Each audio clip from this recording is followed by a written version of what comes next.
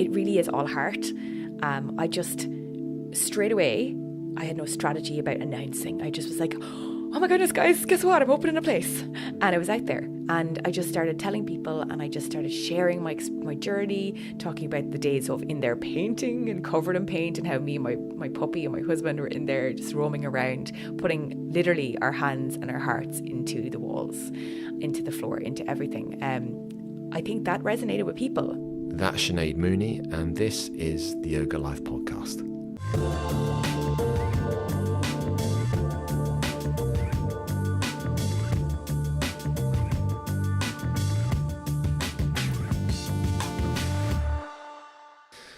Welcome back to the Yoga Life Podcast.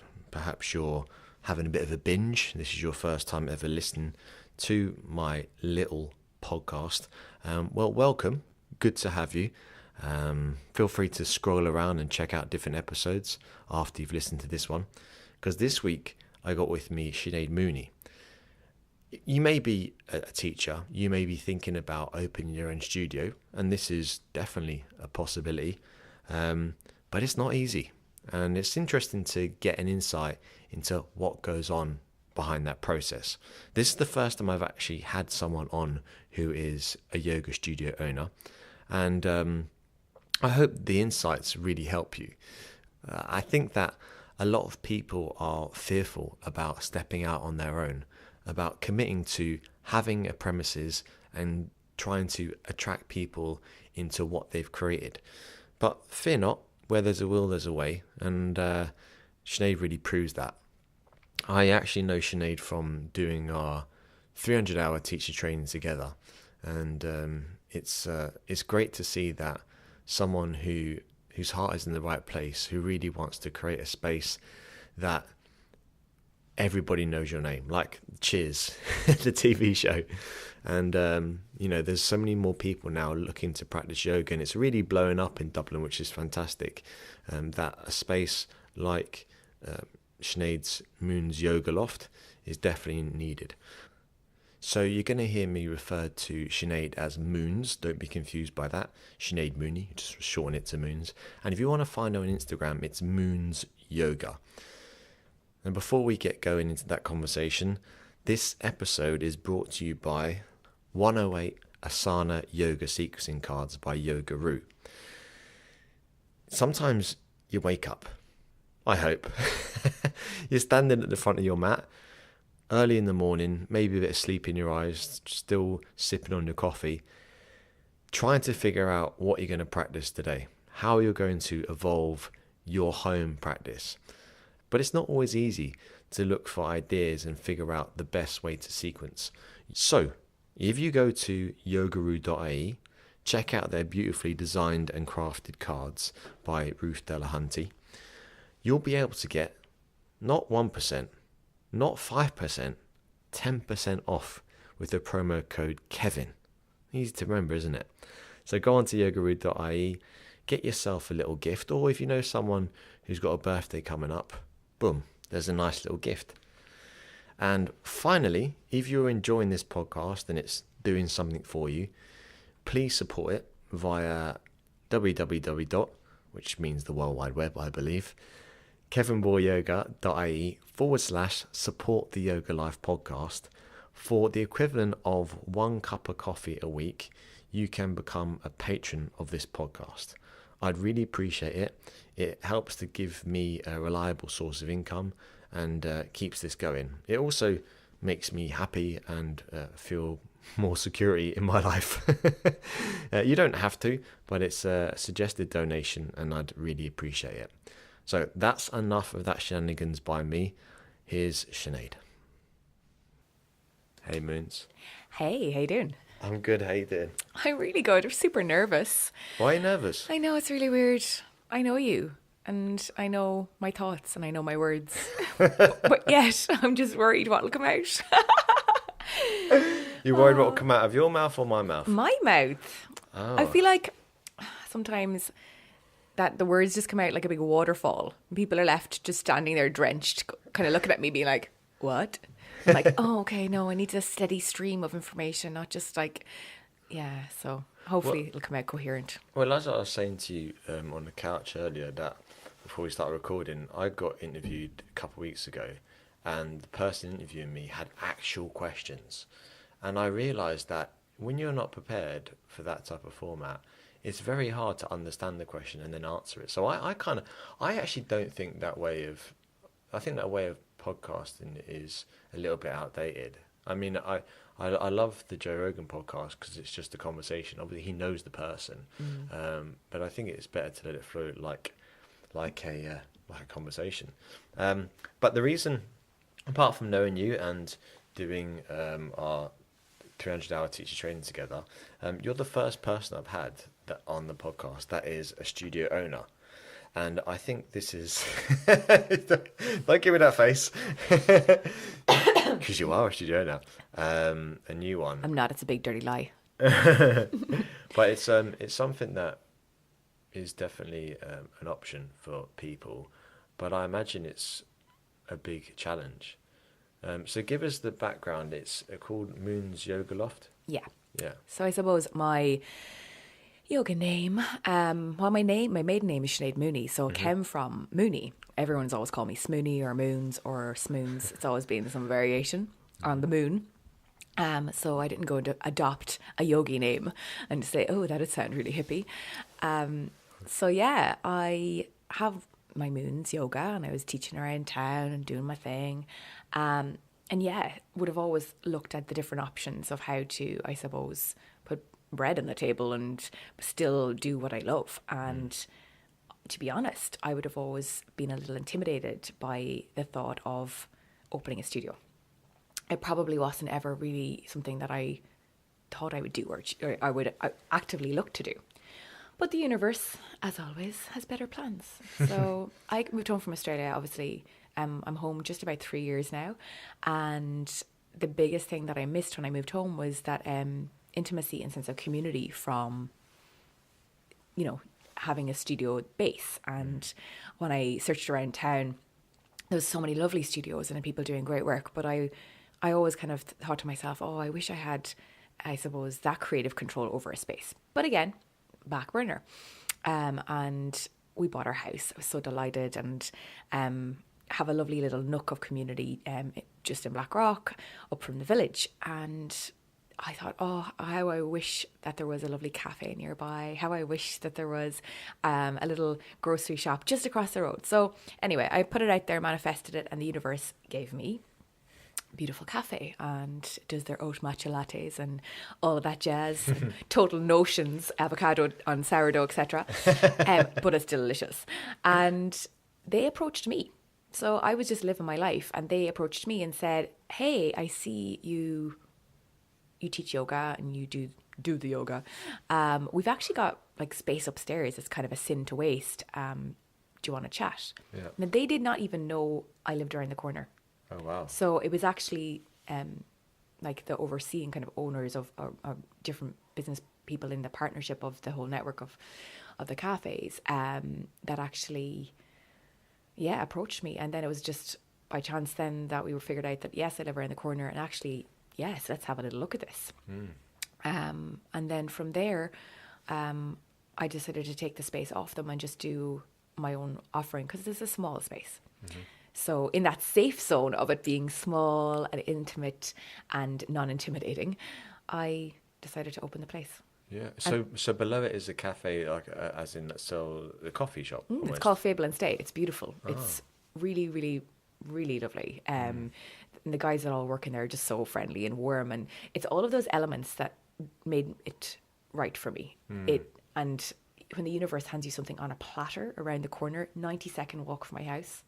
Unbelievable. It's strange. Yeah. So that's I mean, I mean, I don't know if it's a sign, but it's opportunities like that just don't come up that often. I mean, I know that Two Pups Coffee in in town, they have a kind of a similar idea, but that combination of food, drink, somewhere where you can socialize, and then yoga studio is massive, because I think a lot of people go to class and put their mat down, do their practice, go home, and they don't speak to anyone. And we don't like to admit it to ourselves, but we want to have a little bit of interaction with people.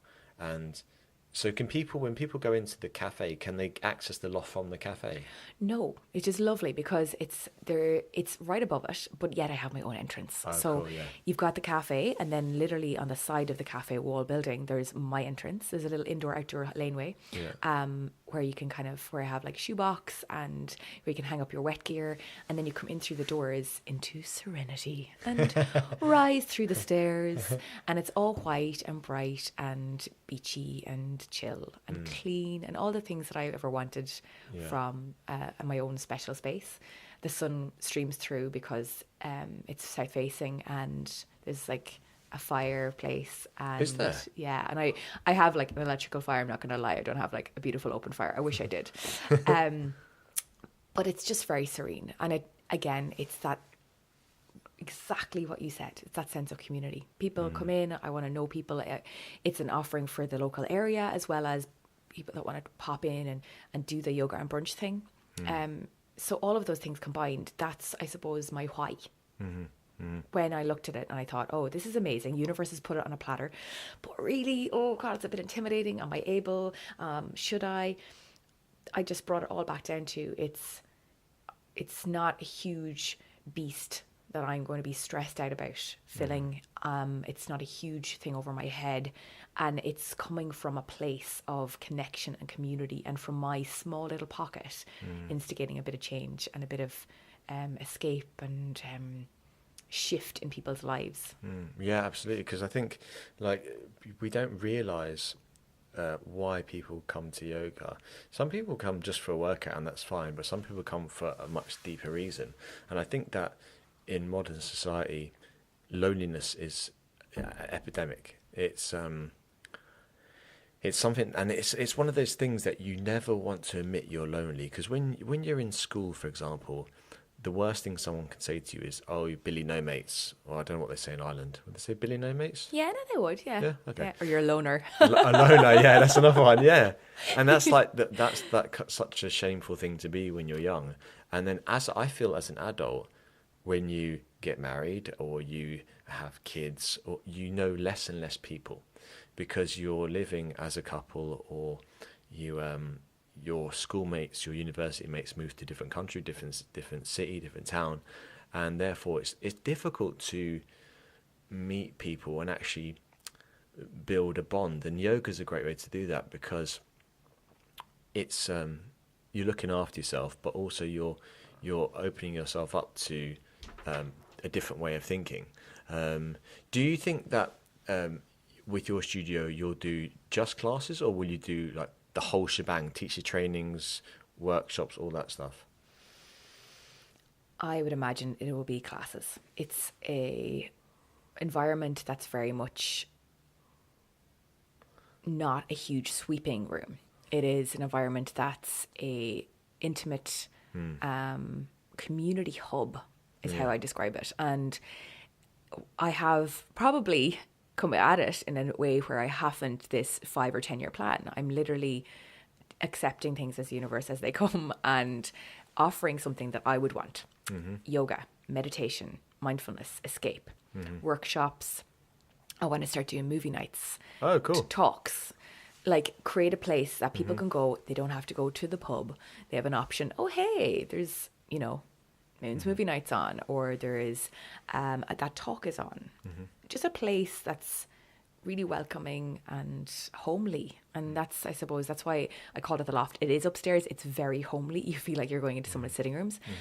And all my teachers and myself will know people's names. I want to see people, and I want them to feel seen. I want them to arrive and be part of something. And I encourage people looking into each other's eyes in class. If you knock off someone, it's a big joke, but we repeat it. It's, hey, you're turning and you've just knocked off someone. Don't have stranger danger. Look them in the eye. Smile, don't be so Irish. Yeah. Because we're so insular. And even when we come to a place where it is about connection within to better connect to the world, we can still be like, eyes on my mat, eyes down. Don't look at anybody. Don't touch them.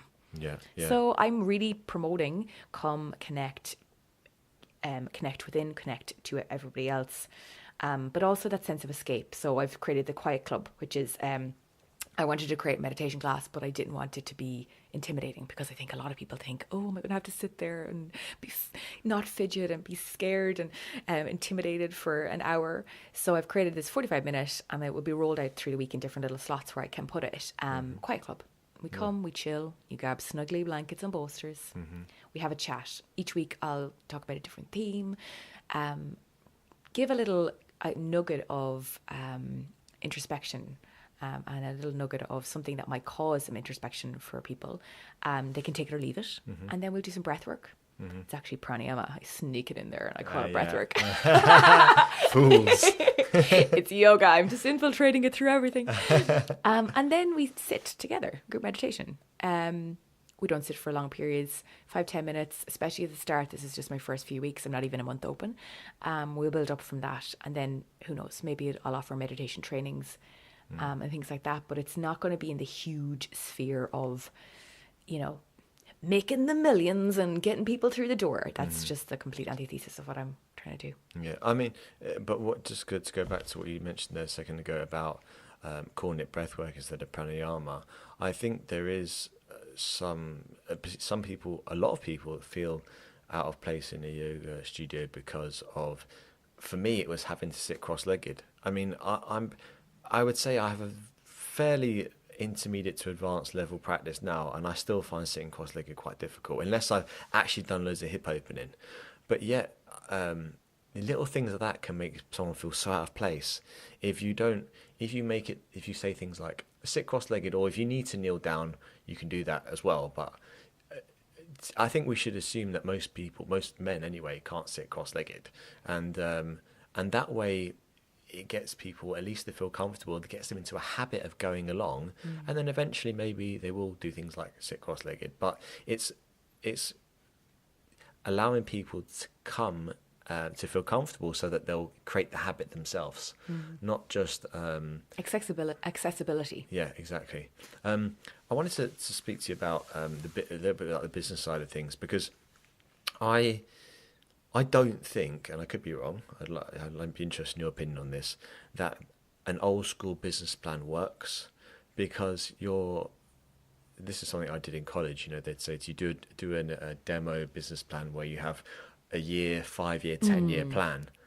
Like I would think, if I was in your position, but again, I'd be interested to hear what you have to say.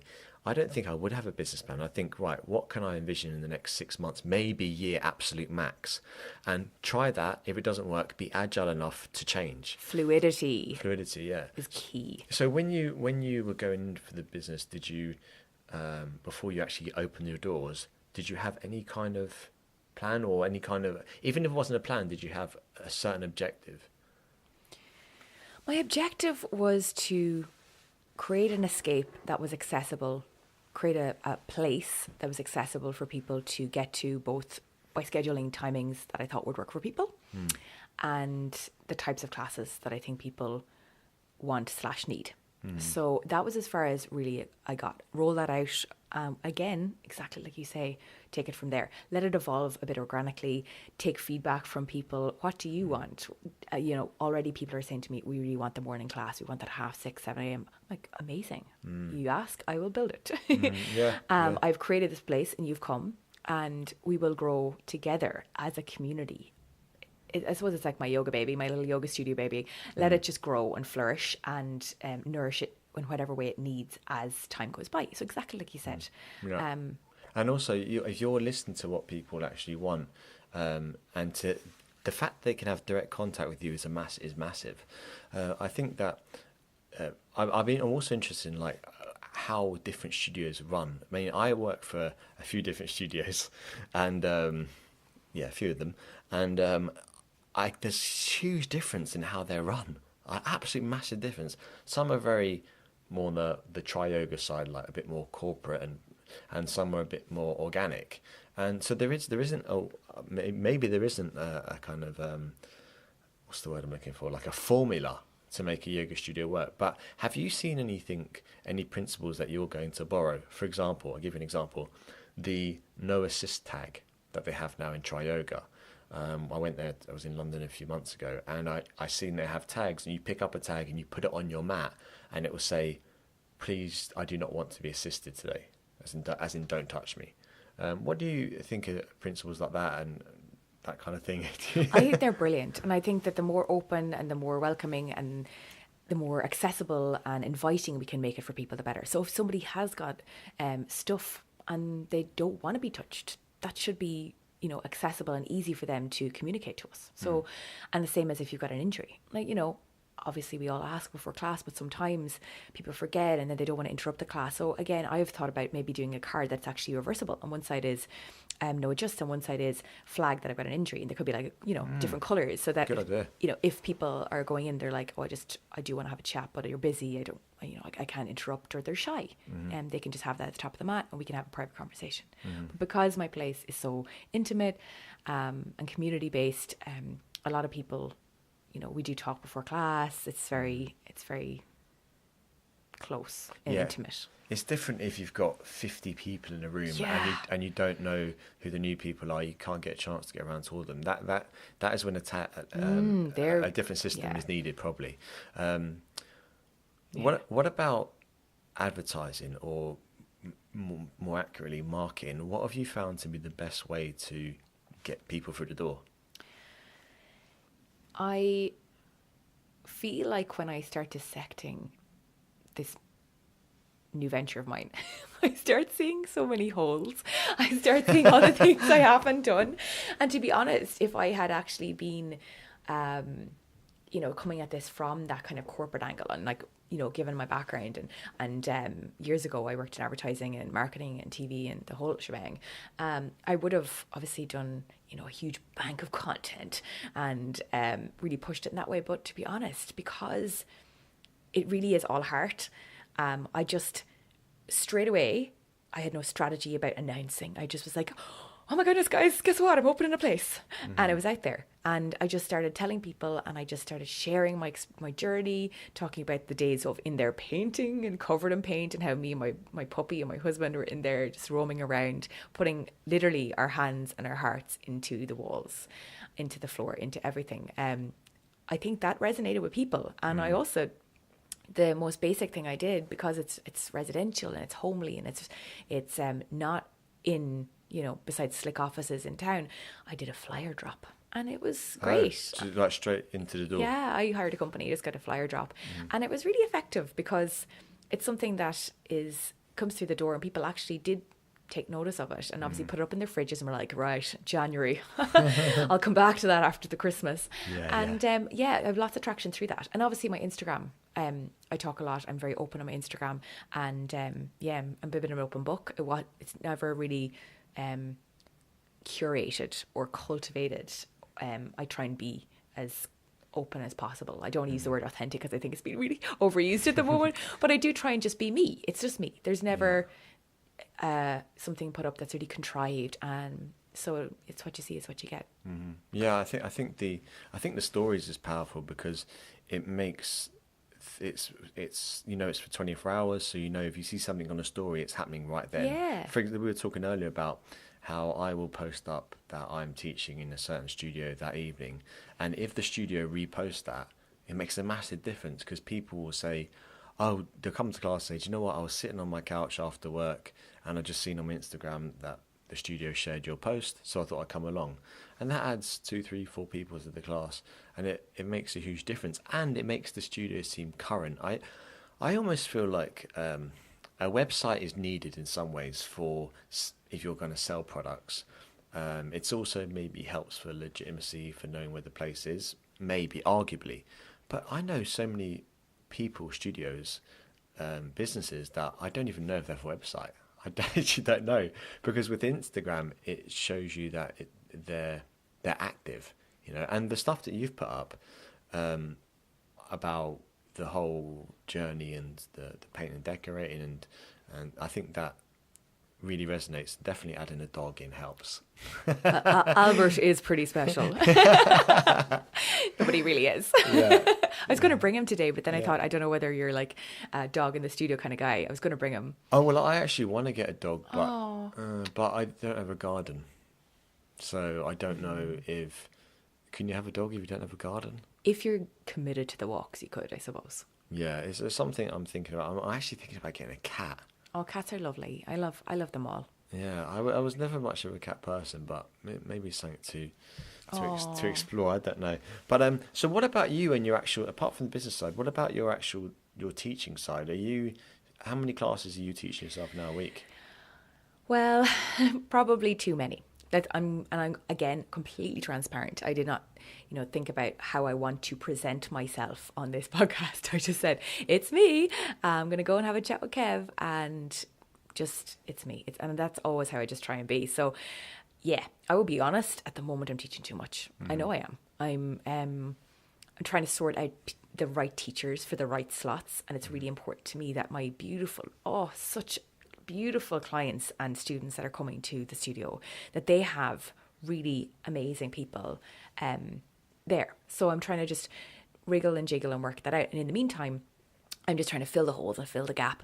And yeah, I'm teaching too much. And then also I have a few other commitments, like corporate and events and things that happen as well. And so some certain weeks can just bank up to be way too much. So I'm trying to sort that. I'm trying to rein it in, because I want to have time for study for myself. I want to have time to grow and keep going. And I want to have time to be present around the studio and help grow with the feedback that comes. Because I think sometimes what happens is studios can just get a bit static, and it's done, it's there, fabulous, and then maybe the person who's driving it turns away and doesn't really pay too much attention anymore. So I have to make sure that place stays clean and welcoming and beautiful, and that the offerings are being changed in accordance to what people want. Exactly. So but you need time and headspace for that. So I need to pull back and give myself more time. And what about, you mentioned about studying, because we did our 300 hour together with Bryce. Sure did. Which is phenomenal. And I think that, as I mentioned to you earlier downstairs, it showed me what's possible. Like that standard of teaching is like they're in the 1%, I would say, from what I've experienced. Totally. And I think by just simply being exposed to that has made me realize what's possible and how much better I can get, need to get, want to get. But in terms of other development, have you got anything planned in terms of courses you'd like to do? Oh, so many. Like, it's endless. What's next? Oh my goodness. I want to do way more short, sharp little 50-hour weekend or longer weekend courses. I want to do continue more meditation training. I want to do maybe another 200-hour. Like, there's literally a list that I have. Like, there's so much I want to do, but there's just not enough time, and obviously funds and commitment.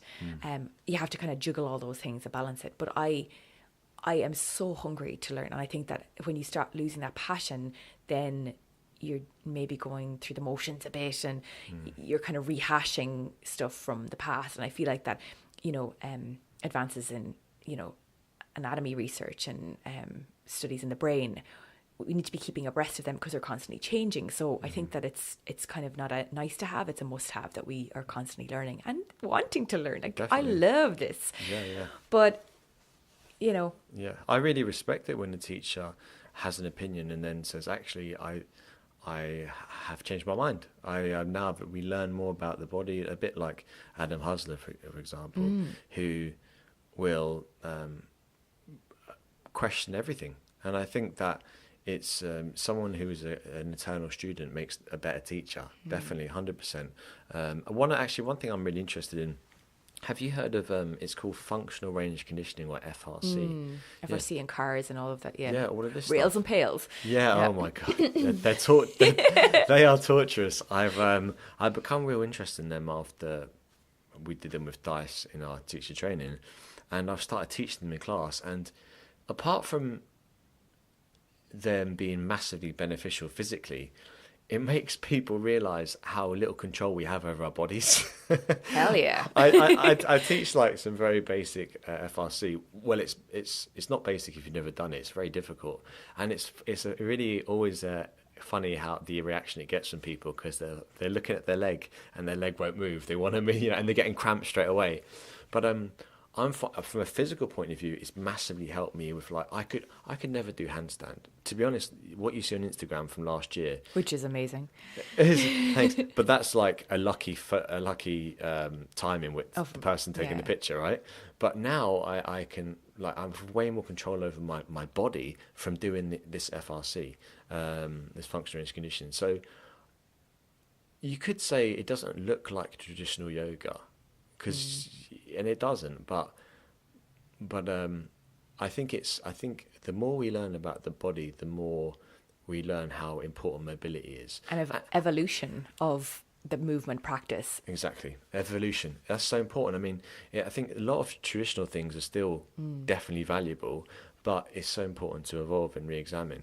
But that's made me rethink about my yin. Did we do yin together? No, that was. But it's interesting that you're bringing it up, because I do want to talk about something to do with that. Go ahead. No, afterwards, you go. Okay, because yin is almost the opposite of FRC, and I since I'd done my yin training with Josh Summers, who is fantastic, by the way, brilliant teacher. I highly recommend any of his courses. They get sold out really quickly. But I haven't done one yin class since. I haven't taught one yin class. I know, I'm such a terrible student. I haven't taught or done one yet because I'm so obsessed now with mobility. What's your thoughts on yin? So it's so funny, because it all comes back to that idea of fluidity and that organic and evolution and growth, and this honing it back down to you then, applicable to you in your personal practice. Your journey at the moment is more focused there because that's what you're drawn to, or that's what's I suppose fulfilling you. And I think then at some point your body and your mind, wherever you're at in your life, you might gravitate more towards the yin. So at the moment you're not gravitating towards it, and that's not bad, and that's not good, that's just how it is. I think that a certain element of both is needed, and I think that, and this is where I'm leading to, because it's slight detour. No, detours are good. But I do think that there is a huge necessity for people to start really coming back to their why of their yoga, because I think a lot of people are going into areas where they're treating their yoga with the same extremity that they would a fitness class, or the same extremity that they would their office or their careers. They're kind of smashing out their classes per week, and they're overworking themselves too much, but not balancing that out with the other. And there's only so many hours in the day. So I'm not here bagging out, because I think that it's awesome. I think everyone should be fit, and I think people should run and climb and hike and do their FRC and do weight training. I think it's all amazing and wonderful, and the more that we move, the better. But I think we are losing the awareness piece, and we're getting caught up again. It's like we're transferring that striving culture and that intensity and that nearly addiction in our what was, say, in the 90s to do with your career and work, and we're simply dumping it and applying that to fitness yoga. I see people they're smashing out the yoga class, like, I did 5 this week, or I did 2 in a row, and I've done like a hot yoga, then another hot yoga.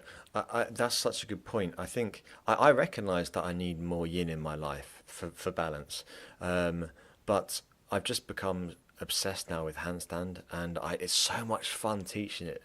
Man, but I'm your man. Yeah, man. Yeah, exactly. It's so much fun doing it that I've realised I can teach classes now, and actually, every class feels almost like a workshop. Like, it's real fun. So exciting, you know? And I do love that, but I could do with a bit of yin, because I must say, when I did the course with Josh and when I've done yin classes, I've loved them because I feel that I get more into a meditative state doing that than I would doing more of a yang class, you know. So, and that is part of the practice that I want to develop, that introspection, that more mindfulness, for one of Insight, yeah. Insight, exactly. And to be a bit more gentle on myself, because, for example, today I woke up 4:30, practiced for 2 hours, pretty hard, went, took my corporate class, whatever, but had the rest of my day. But that's pretty much me every day. And I think, do you know what is this? I've never said this before actually, but I think part of it is that I'm 37 next month, and I want to feel like I'm getting stronger, not weaker. You know, it's a bit of that kind of but there's the danger of burning myself out. So, but also as well, I'm all for that, and I think, you know, if that's making you feel good, and that's what it all comes down to, the why. I think it all comes back to the why. So if people are doing these things and you're, you know, going to the 15 yoga classes a week, certain people, or whatever they're doing, and it's their why is still really true, and it's feeding them in the right way and nourishing them. But I think what people do is they end up doing it out of habit, or because if they don't do it, then they've somehow failed. Yeah. And it's just really sad then, because the why is lost, and you're just going through the motions because of, and this is my worst word, should. You're not actually taking that insight and that moment to see how you are today and act from that place. You're just acting in a way that maybe societal conditioning is telling you should. And I think that this is the area that I'm super interested in at the moment, like really passionate about and very excited about. And not in a way that I'm bashing and the world being too crazy and intense, and how, you know, people are working out too much. I'm not at all, because I think that there's a place for that. It's exciting, because I think that is driving us towards a necessity for more peace, more rest, more insight, more calm, more restore. Because we can't keep going at this pace of life and then load on intensity in our physical activity without strengthening the brain. So you were talking this morning, you're like, I strengthened, it was great. And I'm like, yeah, where's the balance then? You know, are you going to create time in your day to strengthen the mind, you know, look introspectively to how you are today, and maybe then from that, how you want to feel. Yeah, I mean, I like my morning routine. And how I would counter that is I have a nap in the afternoon. Nice. So that's my my yin moment. Oh, lovely. Is it like a yoga nidra? No, it's just I lie in the bed and close my eyes. You need your cat, and then you can lie there and you can cuddle and just. I can see it now. Cat nap. Yeah. So yeah, that's my. Oh, that's lovely. But you see, that's beautiful. And like, but what I'm seeing is people that aren't bringing that balance in, and they're pushing themselves to that point of exhaustion. Their nervous system is just burnt from this fight or flight constant.